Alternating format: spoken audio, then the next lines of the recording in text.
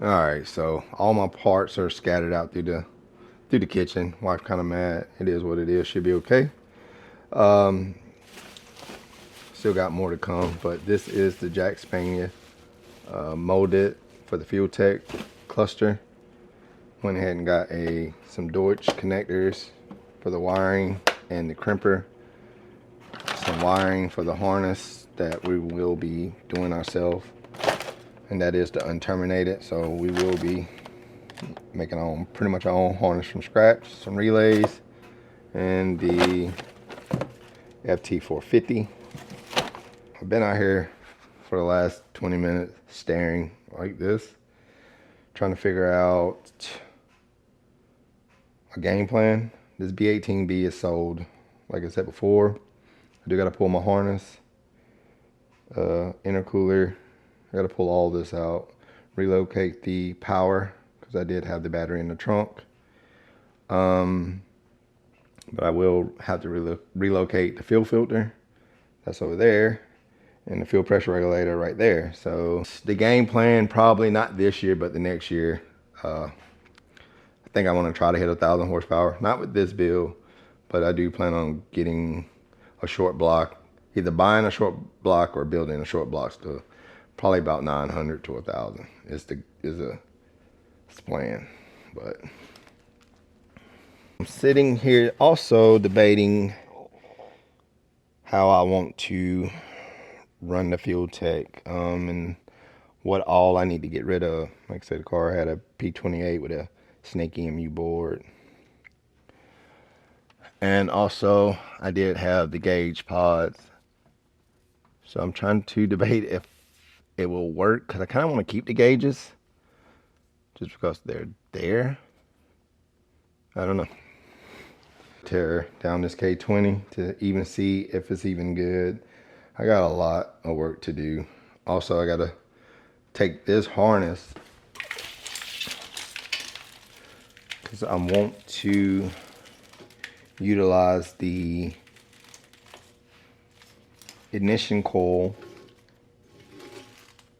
like cut it here and utilize all the rest of the plugs that I need and just leave it as one. Make things a little cleaner. So I'm thinking about cutting and then or stripping the whole harness down to wires and go from there. Got the harness out, good to go on that part. So we're making progress. All right guys, so I think this harness is like the main harness, probably like for the relays, for the fans, the fuel pump, probably from the main relay and things like that, which I hope I'm gonna have to find a pin out. Because if it is, I will be tapping into this to hopefully have accessory to turn on the ECU or the Fuel Tech and possibly run some of my signal wires to trigger the fans and stuff like that. So I do not have to necessarily run my own wires to the fan and it'll make things clean. So let's find a pin out. All right guys, so many hours later, this green plug has the 12 volt switch power to the relay to power the fan and fuel pump and a few other things. Try to keep the wiring already done because the car already have a wire tuck on, so everything's already in the fender. So I really did not want to pull that out. So now I can kind of focus on other things as far as trying to get, I just kind of want to focus on other stuff like getting the fuel filter and the fuel pressure regulator and stuff mounted. I still got to pull this engine, break that other engine down. So there's a good bit of stuff I got to do. And I really didn't want to do too much wiring. I mean, if I had to, I would have done it. But I think that's going to make things a lot simpler. Guys, so using that plug going to really make things a lot easier. I do have fuel pump. I do have fan control. And I do have 12 volt positive. So basically, once I do my relay setup, I will have the 12 volts on accessory 2 to turn on the Fuel Tech. Then I can also trigger my fuel pumps and fans So for starter, this is my starter wire. This one right there. I'm not sure. I know one's a tag and a few other things, but trying to locate all the wires. So once I wire everything up, I can do it simple, clean as possible without spending so much time trying to wire the car. So yeah, I know I'm all over the place. So I'm gonna actually mount the fuel tech. So I got to take out these gauge pods and my factory automatic cluster, which is great. Let me know what you think, man. If I should keep the bezel.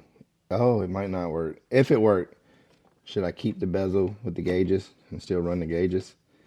Or find a OE one so everything looks flush and clean? There go the automatic cluster. Yeah, and then my wiring connectors. I was in a rush. I hated this cluster since day one. Half the lights worked. Yeah, I could have fixed it, but it was an automatic cluster. All right, guys, so that's the FT450 and the Jack Spanier cluster. I am running a glow shift bezel. Everything just for mock-up. Ain't nothing tightened down. So I do have my wideband here. So I think I'm going to make a block-off plate. I don't really plan on running the nano. I actually plan on using a signal wire. I don't know yet. I can run a signal wire from the AEM wideband into the Fuel Tech to do my tuning. I know what I'm gonna do with the boost gauge. I might leave it for looks, but I actually like it with the gauge pod. It actually looks pretty clean. All right, guys, so I got a better understanding how I'm going to approach everything today. I will be working a lot, so I'm not sure how much I will be able to get done, but I will try to post one video a week. But like I said, I still need to figure out where I will put my fuel pressure regulator and the fuel filter. So I'm not really stressing that too much because I got an idea where I'm going to put the fuel pressure regulator. So I got an idea on that. I do got a bunch of parts coming. I still got to get axles and an intercooler kit. I think them the biggest things I have to get. Unless this block is not really good. I do plan on picking up a K20a3, but like I said, I really want to use this motor until it pops and see how far it can be pushed. So it is what it is. But as far as getting the car K ready, I'm stoked. I actually never really wanted to do this. I wanted to keep this car B series, put a K swap in a 4-door.